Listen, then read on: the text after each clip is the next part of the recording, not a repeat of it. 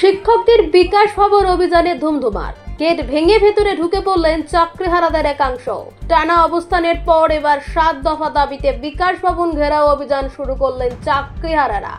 তাদের দাবি, কোনো পরীক্ষা নয়, সরকারকে যথাযথ আইনি প্রক্রিয়ার মাধ্যমে সসম্মানে তাদের চাকরি ফিরিয়ে দিতে হবে। বৃহস্পতিবার দুপুরে বিকাশ ভবনের সামনে দেখা গেল উত্তপ্ত পরিস্থিতি। মেন গেট ভেঙে ভেতরে ঢুকে পড়লেন চাকরিহারাদের একাংশ। পুলিশের সঙ্গেও বচসায় জড়িয়ে পড়লেন তারা। বৃহস্পতিবার বেলা 12টা থেকে বিকাশ ভবন ঘেরাও অভিযানের ডাক দিয়েছিলেন যোগ্য শিক্ষক শিক্ষিকা অধিকার মঞ্চের সদস্যরা।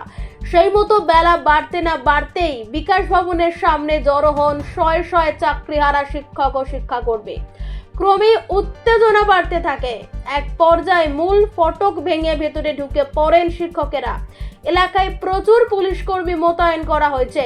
তারা পরিস্থিতি সামাল দিতে গেলে চাকরিহারারা তাদের সঙ্গে বচসায় জড়িয়ে পড়েন।